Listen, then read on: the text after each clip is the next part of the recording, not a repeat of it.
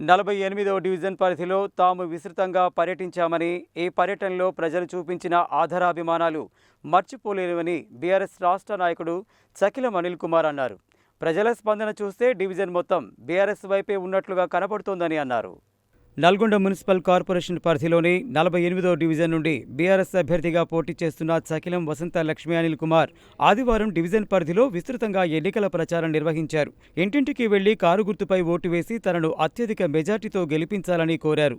ఈ కార్యక్రమానికి ముఖ్య అతిథిగా హాజరైన బీఆర్ఎస్ రాష్ట్ర నాయకుడు చకిలం అనిల్ కుమార్ మాట్లాడుతూ కేసీఆర్ మళ్లీ ముఖ్యమంత్రి కాకపోవడాన్ని చూసి ప్రజలు ఎంతో బాధపడుతున్నారని, రాష్ట్రంలో మళ్లీ బీఆర్ఎస్ పాలన కావాలని కోరుకుంటున్నారని అన్నారు. కేసీఆర్ను ఓడించడం ప్రజల పాలిట శాపంగా మారిందని, రేవంత్ రెడ్డి పాలనలో ప్రజలు ఎన్నో ఇబ్బందులు పడుతున్నారని అన్నారు.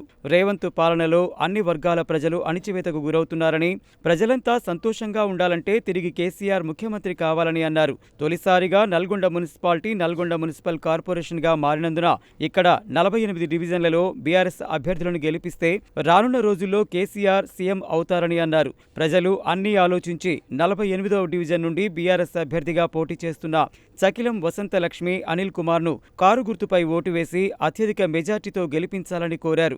ఈ కార్యక్రమంలో బీఆర్ఎస్ సీనియర్ నాయకుడు రాపోలు దత్త గణేష్, డివిజన్ ఇన్ఛార్జ్ వనపర్తి జ్యోతి నాగేశ్వరరావు, వెంకట్ యాదవ్, పల్లె రంజిత్ కుమార్, మిర్యాల రాజు, సయ్యద్ ఫెరోజ్, పి రాజు, భిక్షం, సాయి, తరుణ్, గంటా సుమన్, శ్రీనాథ్, సతీష్, సాయి తదితరులు పాల్గొన్నారు.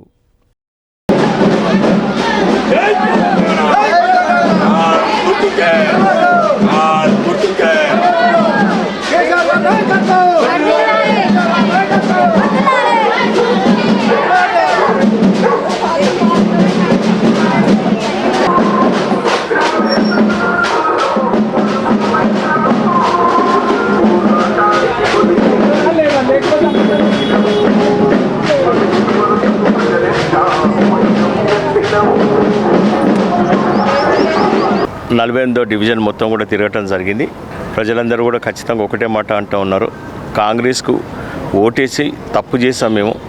కేసీఆర్ గారిని ఎవరైతే మరి ఆ రోజునాడు మీరు ఓడించామో అది మా పాలిట నిజంగా శాపంగా మారింది. ఈ రోజునాడు రేవంత్ రెడ్డి గారి గవర్నమెంట్ అన్ని విధాల అన్ని వర్గాల వారిని అణిచివేస్తూ ఉంది. మరి ఎవరు కూడా సంతోషంగా లేరు ఈ యొక్క గవర్నమెంట్లో. మళ్ళీ మీ అందరూ సంతోషంగా ఉండాలి అంటే ఖచ్చితంగా కేసీఆర్ గారే మళ్ళీ ముఖ్యమంత్రి కావాలని చెప్పేసి అందరూ కూడా కోరుకుంటా ఉన్నారు. మరి మొట్టమొదలు నగర పాలికగా నల్గొండ అవతరించిన ఈ యొక్క సందర్భం లోపల నల్గొండ ప్రజలకు ఒకటే విజ్ఞప్తి చేస్తూ ఉన్నాం.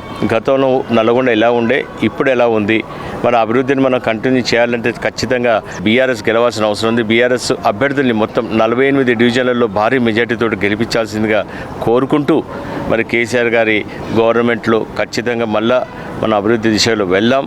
మరి కేసీఆర్ గారికి నల్లగొండ నగర పాలిక మీద తెలంగాణ జెండాను ఎగిరేసి వారికి కానుకగా అందిద్దామని చెప్పేసి తెలియజేస్తూ ఉన్నాం. జై తెలంగాణ, జై జై తెలంగాణ. మేము ప్రచారం స్టార్ట్ చేసి ఈరోజుకి 9 రోజులు అయిందండి. 9 రోజుల నుంచి కూడా మేము డోర్ టు డోర్ క్యాంపెయినింగ్ చేసాం.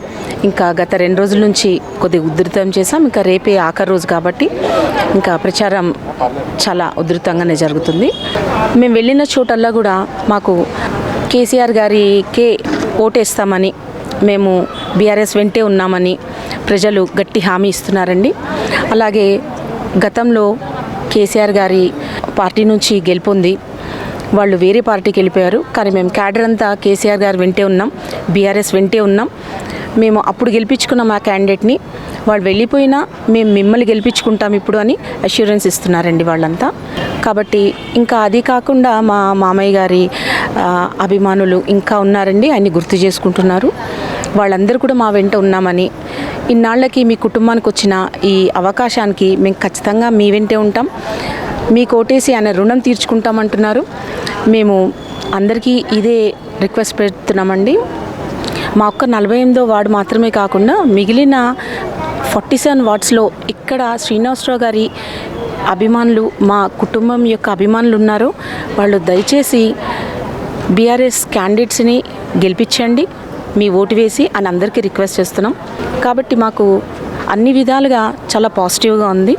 మాకు ఇప్పటికే గెలుపు ఖాయమైంది, మెజారిటీ దిశగా ఉన్నాం. ఎంత మెజారిటీ వస్తుందనేది వేచి చూడాలండి.